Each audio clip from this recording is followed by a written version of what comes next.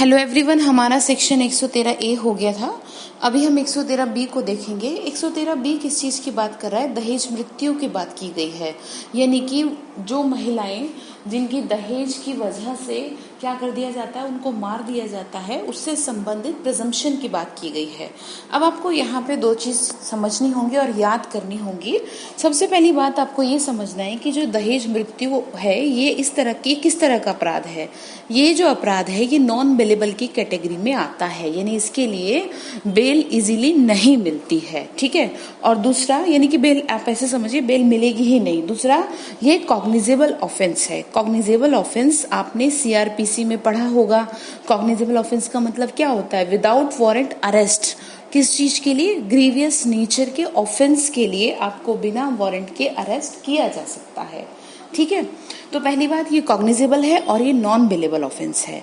लेकिन सीआरपीसी में सेक्शन 437 के अंदर कुछ इस तरह के सर्कमस्टांसेस भी दी गई हैं कि जहां पर जो नॉन बेलेबल ऑफेंस होते हैं उनको भी बेल दी जा सकती है, लेकिन वो वहां पे वो सर्कमस्टांसेस फुलफिल हो रहे हो जो सेक्शन 437 ऑफ सीआरपीसी में दिए गए हैं। Is it clear?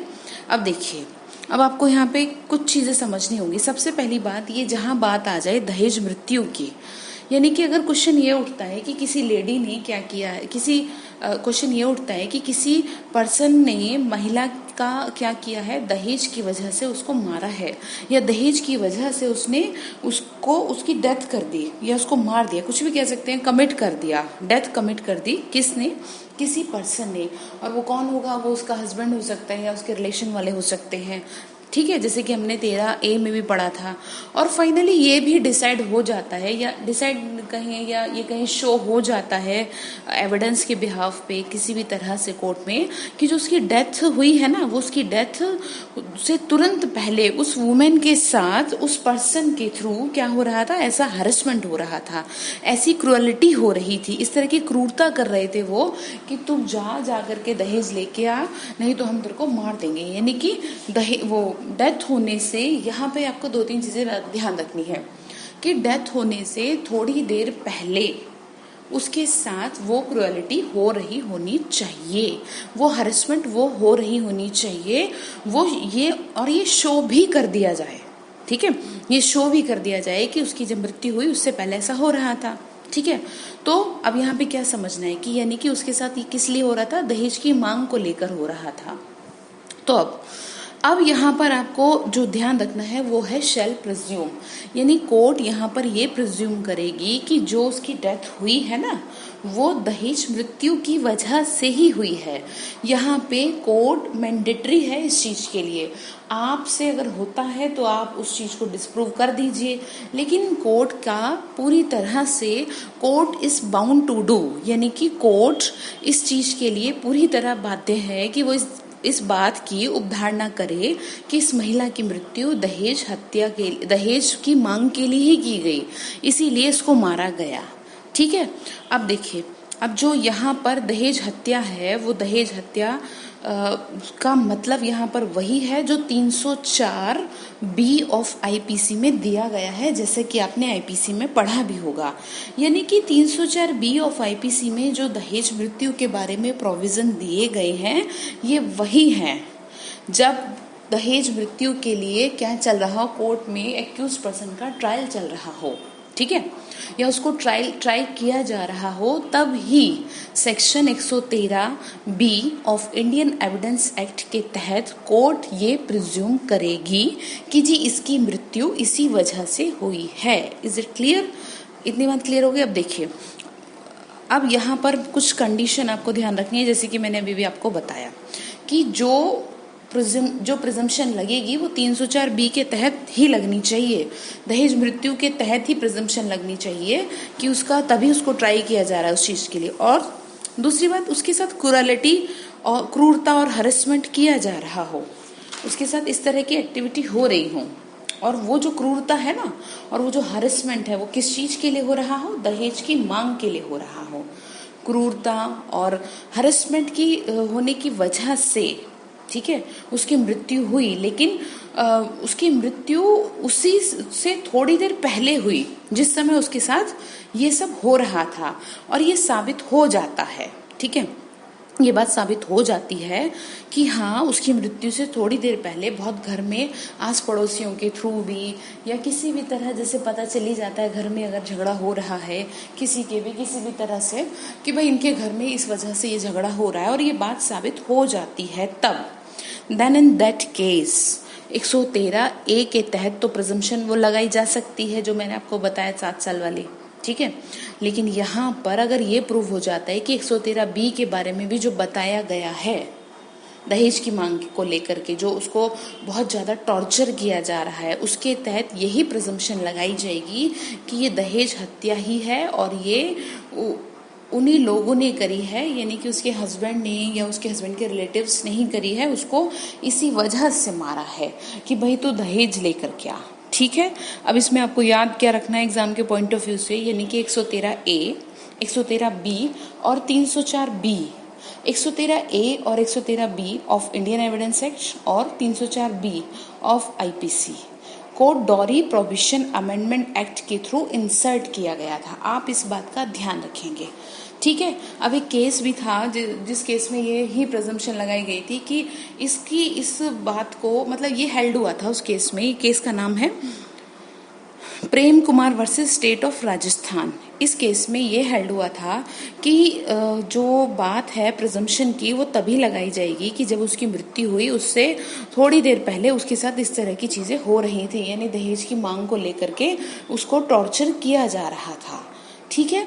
अब इसमें एक दो चीज़ आपको और ध्यान रखनी है, जैसे कि केस में ये भी हमने सीखा था, मैंने बताया था कि एक केस में क्या हुआ, एक लेडी ने अपने घर वालों को यानी अपने मायके वालों को एक लेटर लिखा कि जी मुझे यहाँ से मेरे ससुराल से ले जाओ, नहीं तो ये लोग मुझे मार देंगे दहेज हत्या के लिए, मतलब दहेज की मांग कर रहे हैं और अगर मैं इनको नहीं दे पाई तो ये लोग मुझे मार देंगे, ठीक है। अब जब यहाँ पर ये प्रूव हो गया, ठीक है, उसने लेटर लिखा और ये बात साबित हो गई कि वो मर भी गई, और जब वो लेटर को सामने वो एविडेंस के तौर पे कोर्ट में लाया गया तो जो दूसरा अपोजिट पार्टी था तो उसने कहा जी ये तो अभी का लेटर है ही नहीं, ये तो बहुत पहले का लेटर है। तो कोर्ट ने ये कहा कि चाहे अभी का हो चाहे पहला हो, ठीक है, उसको यही प्रिज्यूम किया गया कि जी इसकी जो हत्या है वो दहेज की वजह से ही हुई और उसको क्या है डिफेंस मिला, यानी उसको उस चीज़ के लिए इंसाफ मिला। ये बात चाहे 1 महीने पहले की हो रही हो या 2 दिन पहले की हो रही हो, ये कोर्ट यही मान के चलेगी कि इसकी हत्या इसी वजह से हुई है, ठीक है। अब बेरे की लैंग्वेज को देखते हैं।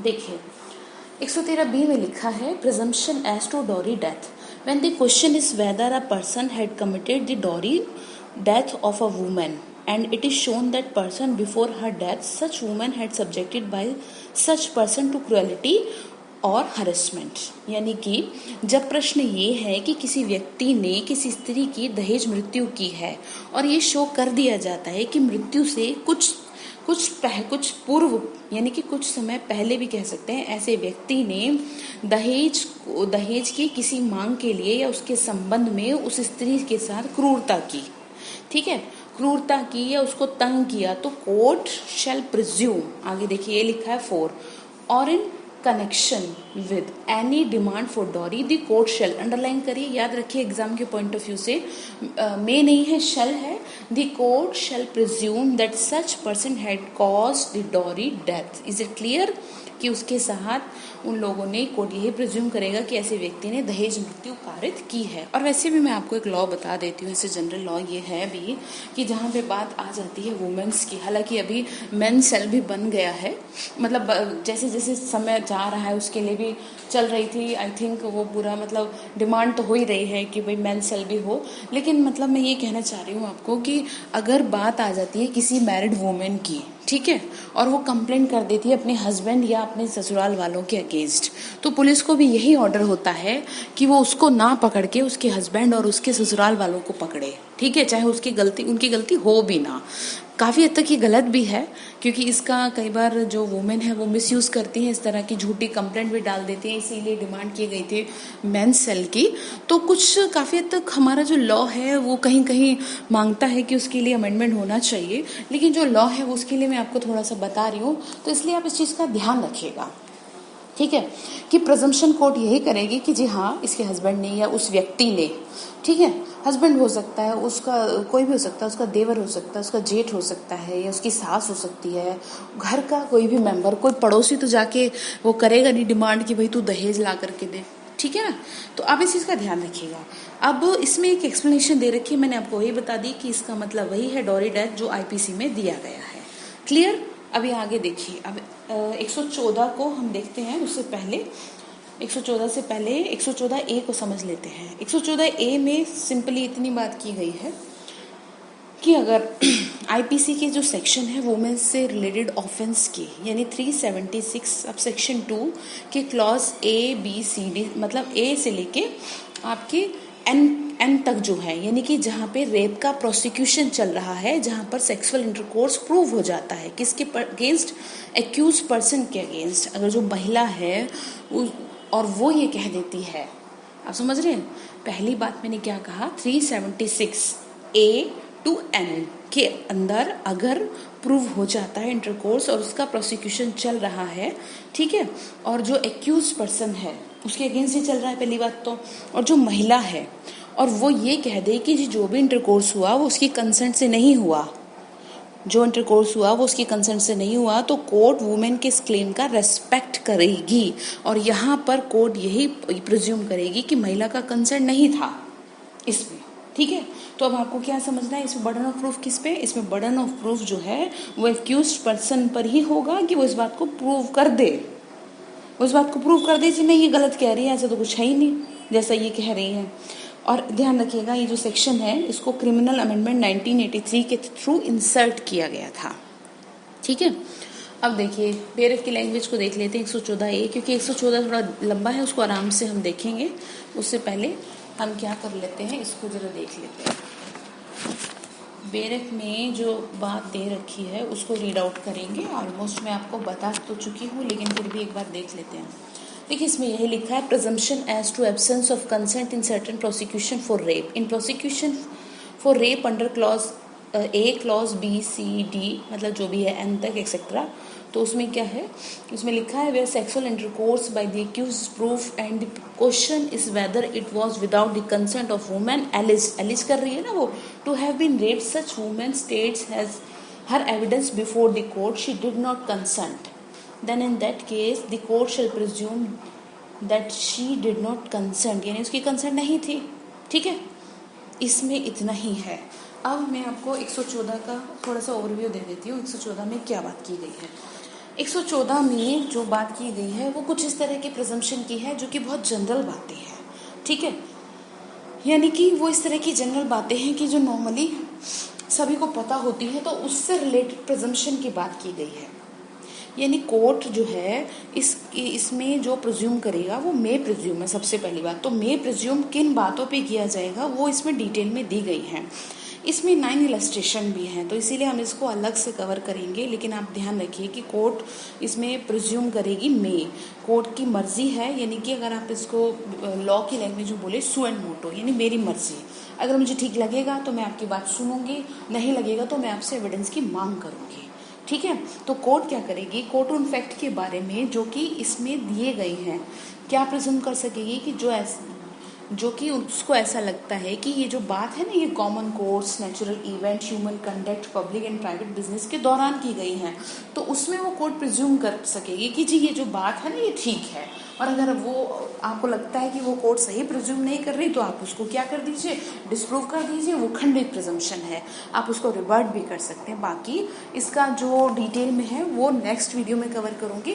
किसी वजह से मैं पूरी तरह से ये नहीं कर पाई, नहीं तो अब तक एविडेंस हो जाता, लेकिन अब जल्दी से खींचना पड़ेगा क्योंकि एग्ज़ाम भी बहुत जल्दी ही अब आपके आने वाले हैं, इसलिए सॉरी फॉर दैट। लेकिन विद इन 5 और 10 डेज एविडेंस आपका कंप्लीट हो जाएगा। फिर इसमें जो इम्पोर्टेंट केस लॉ होंगे उसकी मैं अलग से वीडियो आपको बना के दूँगी। Thank you so much.